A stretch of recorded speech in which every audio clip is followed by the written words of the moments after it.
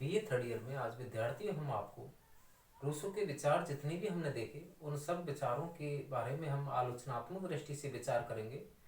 Rousseau जिसने सामान्य इच्छा की बात कही, रूसो जिसने मानव स्वभाव की बात कही, प्राकृतिक अवस्था की बात कही और सामाजिक समझौता सिद्धांत को लेकर के अपने विचार दिए, उन सब पर आज हम विद्यार्थियों उसकी आलोचना करेंगे कि रूसो के विचारों में क्या कमी रही, कौन कौन सी उसमें बुराइयां हैं, दोष हैं।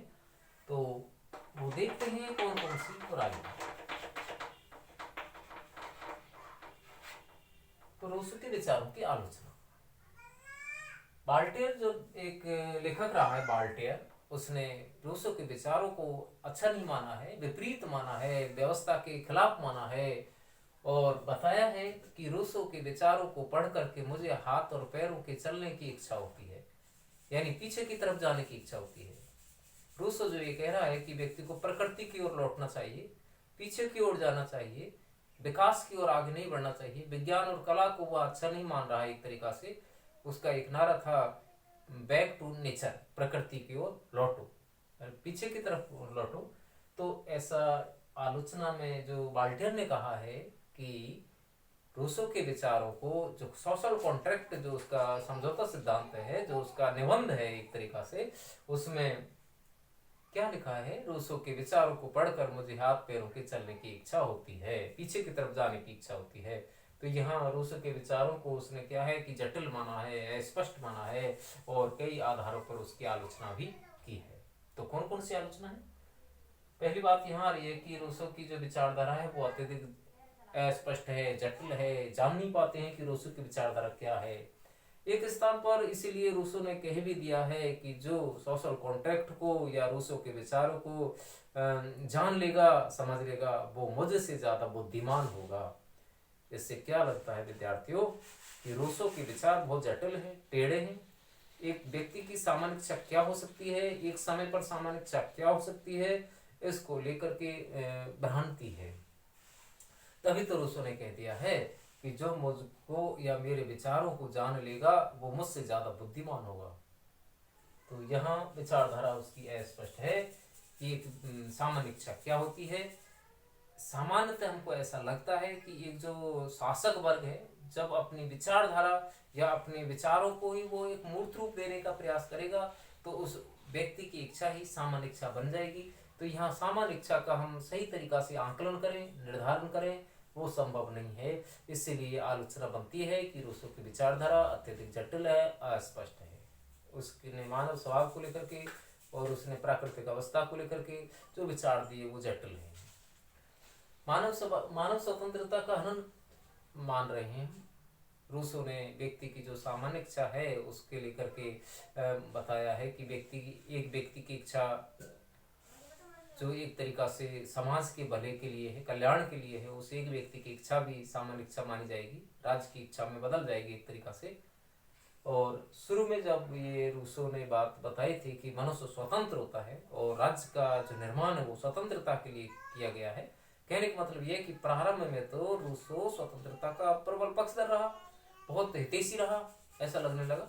लेकिन बाद में जब ऐसा लगने लगा है कि उसने एक व्यक्ति की इच्छा को ही सामान्य इच्छा का रूप दे दिया या उसमें सभी व्यक्ति की इच्छा को महत्व नहीं दिया है, तो यहाँ हमको लग रहा है कि कहीं न कहीं रूसो की विचारधारा में दोष है कि वो एक व्यक्ति का स्वतंत्रता का विरोधी हो गया है और राज्य की इच्छा को ही एक सामान्य इच्छा मान रहा है। तो यहाँ स्वतंत्रता का हनन हुआ है, कहीं कहीं स्वतंत्रता की हानि हुई है, व्यक्तिगत स्वतंत्रता की। कानून विषयक धारणा या विचार उसके एकांकी हैं। कानून को लेकर के उसके जो विचार हैं वो एकांकी हैं। वो इसलिए कि एक समय पर कानून क्या होगा इसके बारे में उसने एक ही लाइन कही है कि एक व्यक्ति की इच्छा यदि राज्य के हित में है, कल्याणकारी है, तो उस एक व्यक्ति की इच्छा को भी कानून का रूप दिया जा सकता है। तो कानून के बारे में जो उसके विचार हैं वो एकांकी हैं, एक पक्षी हैं। कानून तो एक सर्वव्यापी अवधारणा है, कानून में सभी के हितों को देखना होता है। तो ऐसी स्थिति में उसको एक पक्षीय धारणा के रूप में आलोचना बनती है। और आलोचना बनती है कि जो रूसो है उसने समाज में और राज्य में भी कोई भेद नहीं किया है, जो कि उसकी एक बहुत बड़ी कमी रही, त्रुटि रही। जबकि राज्य अलग है, समाज अलग है। एक तो राजनीतिक संस्था है, एक सामाजिक संस्था है, इसमें कोई अंतर जब रूसो नहीं कर पाया, तो यहाँ आलोचना बनती है कि रूसो ने राज्य और समाज में कोई फर्क नहीं किया है, दोनों को एक मान लिया है। तो ऐसी स्थिति में यह आलोचना होती है। और है कि स्वभाव एवं इतिहास की धारणा भी तर्क विरुद्ध है। कौन सा स्वभाव? मानव स्वभाव। मानव स्वभाव को लेकर के और जो मानव इतिहास की जो धारणा उसने दी है वो भी तर्क विरुद्ध है। वो इसलिए तर्क विरुद्ध है, एक तरफ वो कह रहा है कि व्यक्ति आदर्श बराबर होता है, जंगल में रहने वाले पशु की तरह उसमें निर्दोष है, कोई उसका दोष नहीं है, आदर्श है, जंगली है, निष्पापी है, ऐसा उसने बताया है। और जब वो एक तरीका से आदर्श है तो उसमें फिर इतिहास की जो धारणा उसने बताई है वो भी एक तर्क विरुद्ध है। उसको इतिहास की जो धारणा में उसने बताया है कि व्यक्ति निर्दोष निष्पापी है एक तरीका से, तो वो एक तरीका से समझौते के लिए कैसे तैयार हो जाता है, समझौते की बात क्यों करता है एक तरीका से। यहाँ इतिहास और मानव स्वभाव को लेकर के उसके विचार विपरीत लगते हैं। तो मानव स्वभाव में उसके विचार अलग है, इतिहास की धारणा को लेकर के उसके विचार है अलग है।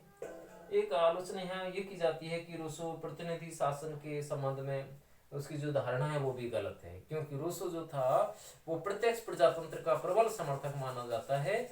और आज के युग में आपको पता है प्रत्यक्ष प्रजातंत्र संभव नहीं है। आज के युग में प्रतिनिधि प्रजातंत्र है, कैसा है? अप्रत्यक्ष है, जिसको हम प्रतिनिधि प्रजातंत्र कहते हैं। अब ये जो प्रतिनिधि प्रजातंत्र है इसका वो पक्षधर नहीं है। आज प्रतिनिधि प्रजातंत्र में हम देखते हैं जनता अपने प्रतिनिधि चुनते है, वो प्रतिनिधि शासन का संचालन करते हैं, विधानसभा विधानमंडल में वो प्रतिनिधि जाते हैं और जनता के लिए कानून का निर्माण होता है। तो ये प्रतिनिधि शासन होता है जिसका रूसो ने कोई उल्लेख नहीं किया है, वो तो प्रत्यक्ष प्रजातंत्र की बात कर रहा है और वो संभव नहीं है। सामाजिक समझौता एवं सामान्य इच्छा के बीच भी कोई संगति नहीं है। सामान्य समझौता हुआ और सामान्य इच्छा जो बनी उसके बीच भी कोई संगति नहीं देखने को मिल रही है।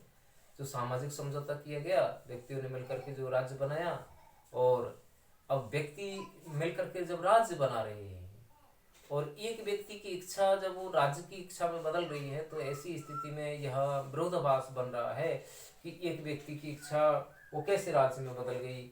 जब वो ये कह रहा है कि एक व्यक्ति जब समाज का सदस्य होता है और जो अपनी स्वतंत्रता वो समाज के लिए देता है या समाज के लिए अर्पित कर रहा है, वो समाज का उपयोगी सदस्य होने के नाते फिर से उसको प्राप्त कर लेगा।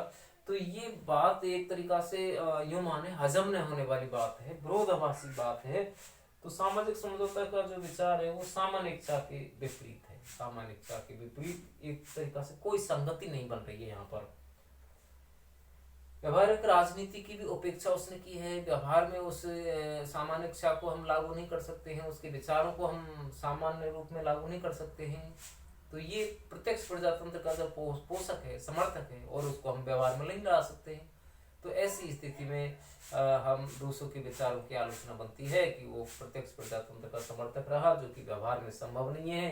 व्यवहार में तो हम देख रहे हैं कि अप्रत्यक्ष प्रजातंत्र है, प्रतिनिधि शासन है, जो वर्तमान में देखने को मिलता है, और रूसो इसकी कोई व्याख्या या बात नहीं कर रहा है। तो यहाँ आलोचना बन जाती है कि रूसो के विचार हैं वो त्रुटिपूर्ण हैं, उनमें कई प्रकार की ऐसी कमी है जिनसे उसके विचारों की आलोचना की जाती है। तो यहाँ क्या हमने देखा विद्यार्थियों कि रूसो के विचारों में बहुत कुछ कमी है। तो यहाँ कुछ महत्व भी है, ऐसा नहीं है कि रूसो के विचार बेकार रहे हों। रूसो एक तरीका से लोकतंत्र का पथ प्रदर्शक रहा है, रूसो स्वतंत्रता का समर्थक रहा है, रूसो फ्रांस की क्रांति का नायक के रूप में उसको एक तरीका से हम जान सकते हैं। फ्रांस की क्रांति में एक महत्वपूर्ण भूमिका जो रही वो किसी विचारक की है तो वो रूसो की है। तो रूसो के राजनीतिक विचार काफी महत्वपूर्ण हैं और एक तरीका से उसके व्यक्तिगत स्वतंत्रता का वो समर्थक है, राजनीतिक हित का वो समर्थक है, लोकतंत्र का समर्थक है। तो यहाँ हम रूसो के विचारों की आलोचना जरूर कर रहे हैं, आलोचना की गई है, लेकिन उसका विचार काफी महत्वपूर्ण है, राजनीतिक दृष्टि से महत्वपूर्ण बना हुआ है रूसो के विचार। तो यहाँ हमने रूसो के बारे में बहुत कुछ देखा। यहाँ रूसो की जो विचार थे वो पूरे भी हो जाते हैं। और रूसो पर जो प्रश्न बनता है वो महत्वपूर्ण प्रश्न वो सामान्य इच्छा को लेकर के बनता है। सामान्य इच्छा क्या है, सामान्य इच्छा की आलोचनात्मक व्याख्या करें, यहाँ से ही प्रश्न आता है पेपर के अंदर। तो यह आपको अच्छी तरीका से तैयार करना है। सामान्य इच्छा वाला जो हमने पहले कराया कि सामान्य इच्छा क्या है, सामान्य इच्छा पर उसके विचार लिखें, आलोचना करें। तो सामान्य इच्छा बहुत सरल है, जो कि यथार्थ और आदर्श इच्छा के रूप में, अंतर के रूप में आपको बताई गई। व्यक्ति की जो आदर्श इच्छा है उसका योग ही एक सामान्य इच्छा बनता है, जो कि आपको बताया था। तो वो आपको अच्छी तरह से याद करना है, तैयार करना है। तो यहाँ रूसो को हम पूरा कर चुके हैं। आगे अगला विचारक हम लेंगे पेंथम, और उपयुक्तवादी विचारक है, उसकी व्याख्या हम आगे देखेंगे, कल देखेंगे।